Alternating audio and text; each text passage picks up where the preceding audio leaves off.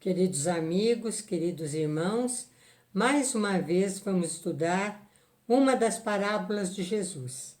Aliás, esse tema desta parábola, ele utilizou em outras parábolas também. É um tema que dá muito o que pensar. É a parábola da ovelha perdida. Vamos ao texto. Que vos parece? Se um homem tem 100 ovelhas e uma delas se extravia, não deixa as 99 e vai aos montes procurar a que se extraviou? E se acontecer achá-la, em verdade vos digo que se regozija mais por causa desta do que pelas 99 que não se extraviaram.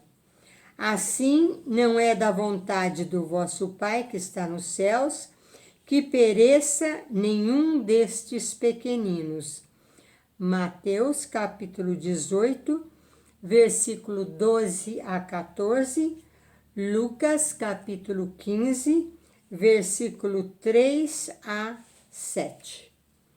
Então, esta parábola, embora seja muito curta, ela é muito profunda na sua acepção, porque ele está falando de coisas da época de Jesus relacionadas ao pastoreio.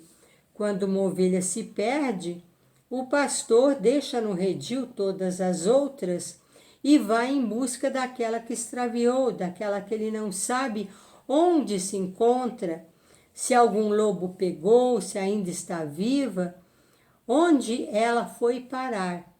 E esse pastor sai em busca dessa ovelha e não sossega enquanto não a encontrar e a trazer de volta ao redil, de volta junto àquelas outras, as 99 que estavam guardadas. E ele diz que o regozijo desse pastor é imenso por esta que foi encontrada e estava perdida, muito mais do que pelas outras que já estavam guardadas em segurança. Ora, Jesus faz essa comparação porque ele é o bom pastor e o redil, as ovelhas, são a humanidade inteira e sempre a cada 100 pelo menos uma se extravia. E ele vai em busca dessa que se extraviou até poder encontrá-la e trazê-la de volta ao caminho certo. E ele diz com muita clareza que Deus, o nosso Pai, também não deixará se perder nenhum dos pequeninos. Ou seja, Deus não deixará nenhuma das almas criadas por Ele se perderem no caminho da sua evolução. Nós sabemos que muitos são aqueles que se transmalham, muitos são aqueles que se perdem, porque os caminhos são diversos. E se a gente sai do redil, se a gente sai do abrigo do bom pastor, das suas lições amoráveis, dos seus ensinos tão perfeitos, tão envolventes, tão claros e ao mesmo tempo muitas vezes tão simples, nós nos perdemos realmente, porque há muitas ciladas, muitos caminhos e muitos atalhos. Alguns se perdem pela ambição, pela ganância, pelo desejo de poder. Eles vão se transmalhando, cada vez querendo mais poder. Eles se tornam orgulhosos, eles se tornam autoritários, eles não percebem realmente que o seu livre-arbítrio termina onde começa o da outra pessoa. Ele não percebe que nessa luta de poder, as atribuições que ele assambarcou exigem que ele tenha uma atitude muito mais elevada. Quanto mais poder ele tiver, mais evoluída deve ser a sua ação, a benefício das pessoas que estão praticamente sob o tacão da sua autoridade.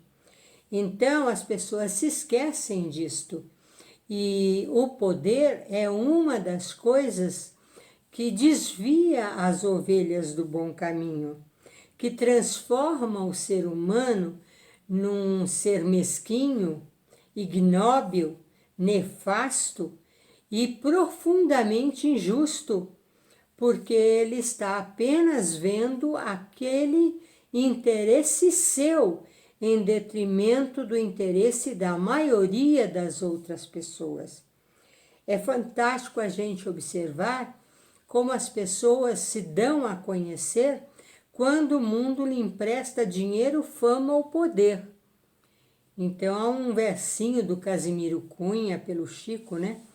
Quando Deus escolhe um homem que deseja conhecer, manda que o mundo lhe empreste dinheiro, fama ou poder. Todas essas coisas pertencem ao mundo. Nós podemos usufruir delas, mas não devemos nos escravizar e viver em função delas. Então a riqueza é outro bem também, como a falta dela, que se transforma num óbice às ovelhas que se transmalham. Muitos, por não terem fortuna nenhuma, pela extrema miséria, pelo desvalimento, pelo sofrimento imenso, se revoltam e passam a agir com violência ou com desrespeito às leis, aos homens e até a si mesmo, esquecidos que essa vida é uma miragem e a vida verdadeira é espiritual. Então, pelo dinheiro, muitas pessoas vendem as suas consciências, muitas pessoas se prostituem, muitas criaturas mentem vergonhosamente e passam a usar a mentira como um artifício próprio da sua maneira de agir, se transforma num transtorno de personalidade. A pessoa se habitua tanto a mentir que não é mais capaz de agir sem a mentira. Então é uma coisa terrível quando o dinheiro domina as pessoas ou quando a falta deles desvirtua todas as boas intenções ou as boas aquisições que a alma haja conseguido amealhar durante o seu percurso em várias e várias existências. A fama é outra coisa que também dá o testemunho de quem a pessoa é. Muitas criaturas famosas, e nós já assistimos isto em voos internacionais, elas fazem questão de, estando na parte executiva do voo, outras pessoas também podem estar na mesma parte executiva, mandam impedir que as pessoas desçam pela frente do avião para que somente ela possa ter esse privilégio. E as outras todas têm que descer pelas outras portas do avião. E ficam posando de importante com as suas malas cheias de etiquetas do mundo inteiro. E se alguém se aproxima para conversar, para pedir às vezes um autógrafo, para simplesmente dizer o quanto aprecia o seu trabalho, o seu destaque, eles agem de uma forma de pouco caso, de desrespeito com aquela pessoa que se aproxima sorridente e feliz dela.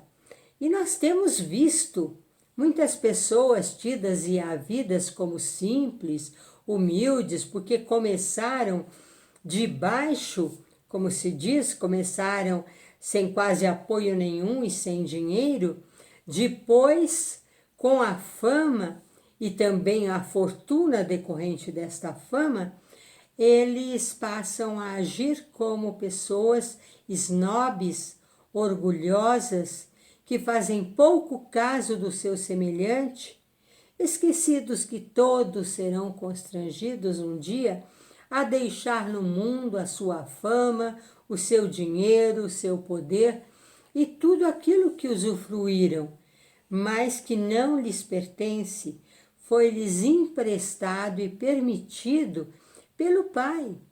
É dessa forma que nós vemos muitos poderosos perderem a coroa, o cetro, a sua posição da noite para o dia, as fronteiras dos países se modificarem da noite para o dia, pessoas famosas de repente caírem no esquecimento das massas e tudo aquilo que elas fizeram e que elas consagraram o seu tempo, o seu esforço, a sua dedicação, serem menosprezados, esquecidos ou até mesmo deturpados pelas pessoas que os acompanham. Então, é mistério que nós saibamos também que quando Jesus fala da ovelha perdida, ele fala do regozijo do pastor com aquela que se extraviou, com aquela que se perdeu. É da mesma forma um pai, quando tem um filho que vai para o vício, ou vai para o crime, ou vai para qualquer outro caminho inadequado, quando ele se arrepende e volta com energia até muitas vezes redobrada para fazer aquilo que realmente lhe compete, então esse pai, essa mãe, esses irmãos, os familiares, os amigos, se regozijam e dão a maior força quando a pessoa se livra de um vício, por exemplo, como o alcoolismo ou como a droga, quando a pessoa abandona o caminho do mal feito, do roubo, da mentira, do proveito das oportunidades apenas a seu benefício, quando mentem deslavadamente diante do público, passando mensagens mentirosas, enquanto cuidam apenas de fazer tudo a seu próprio proveito e daqueles que lhes são também cúmplices na sua ação delituosa. Isso me faz lembrar um conto no Céu de Alá, As Lendas do Céu de Alá, de Malbataan. São histórias judaicas muito bonitas. E ele diz que uma ocasião, lá na Suíça, havia muitas fazendas, muitas propriedades rurais, as pessoas tinham seus animais, suas casas, e lavrou um incêndio terrível na região, e a maioria das pessoas nem tiveram tempo de sair das suas casas. Aqueles que saíram abandonaram tudo para trás para ficar apenas com a sua vida a salvo. E então as propriedades foram queimadas, as colheitas, os animais, os seus rebanhos. E um homem que havia fugido e procurou seu filho na hora da fuga e não encontrou, e saiu desesperado, ele conseguiu escapar mais por um milagre do que pelo seu esforço, e quando retornou, viu a casa totalmente devastada pelas chamas. Não tinha sobrado nada, nem da sua plantação, nem das suas casas, nem dos seus celeiros. E as suas vacas, os seus bois, os bezerros, todos também haviam desaparecido. E ele não encontrara o seu filho em lugar nenhum, ninguém sabia dar notícias do filho. E ele se pôs ali, diante de toda aquela devastação, a chorar desconsoladamente.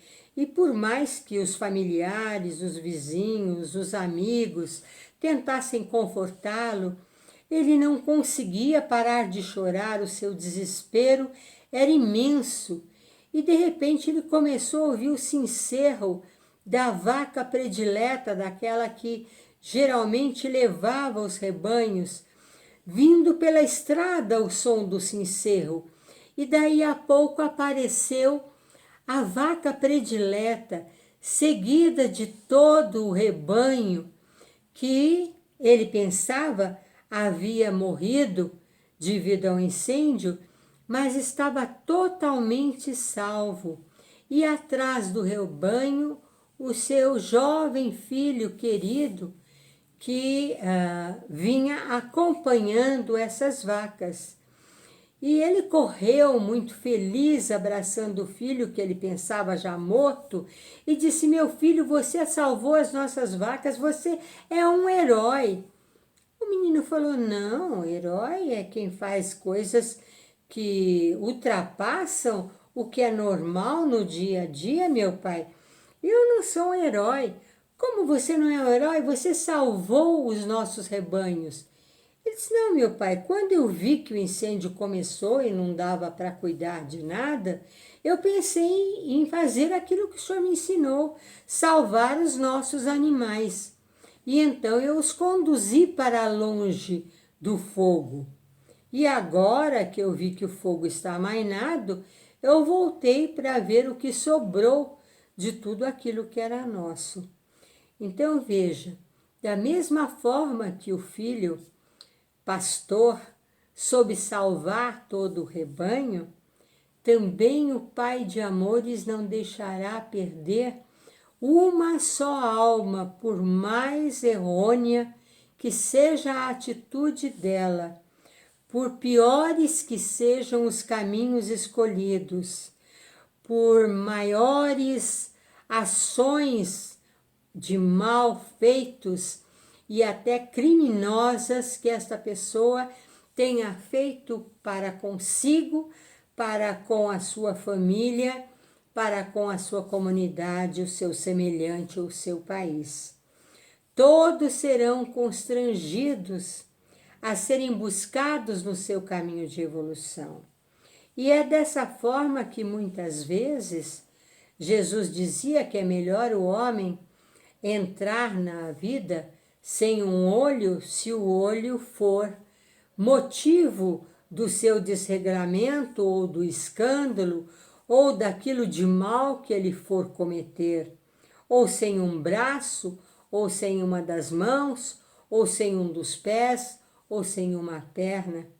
Então, tudo é medido pela vontade do Pai e nós respondemos de acordo com a nossa atitude, colhendo o karma das nossas invigilâncias e da nossa semeadura, ou até mesmo as provações necessárias para a nossa evolução, para o nosso aprendizado, para o nosso testemunho e para os testes que os diversos atalhos da vida nos mostram, até nós chegarmos na estrada verdadeira, que é a estrada do bem, do amor, do devotamento, da abnegação, da benevolência, em outras palavras, da caridade maior.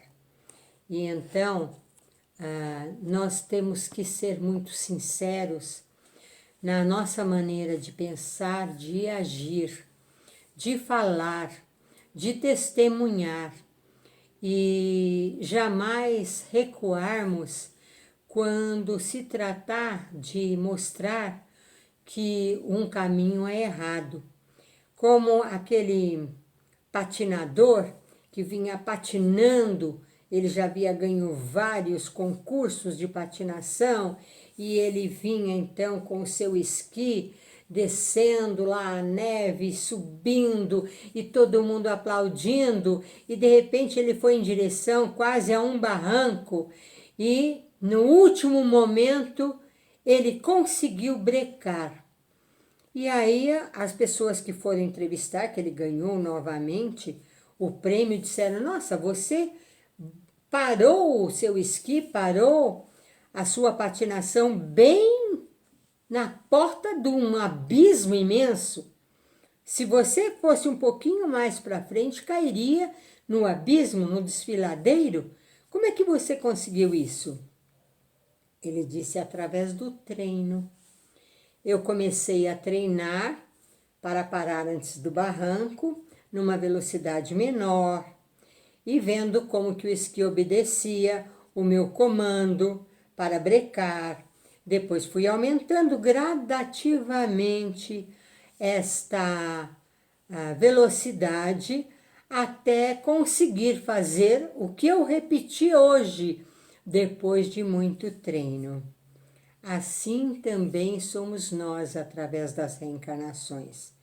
Vamos treinando para sermos mais rápidos, mais ágeis na nossa ação do bem e cada vez ganhando mais velocidade para que essa ação atinja o maior número de pessoas, para que esta ação permaneça na lembrança daqueles que nos assistiram e também daqueles que querem alcançar a mesma perícia que a gente está alcançando através das lições daquele que é o maior bem de todos, aquele que é o caminho, a verdade e a vida.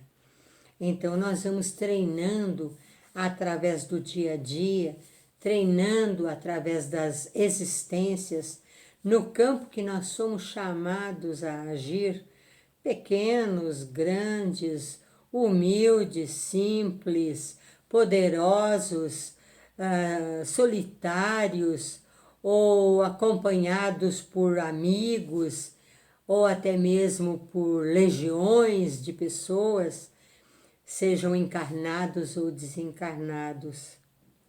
Que nós sejamos como o pastor, que não esquece a ovelha que se transmalhou e a sua caminhada, o seu trabalho está em busca do regozijo de trazê-la de novo ao redil.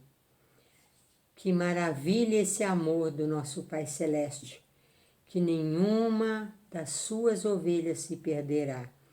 Não há o inferno eterno, nem o purgatório eterno, nem um céu com anjos tocando harpa.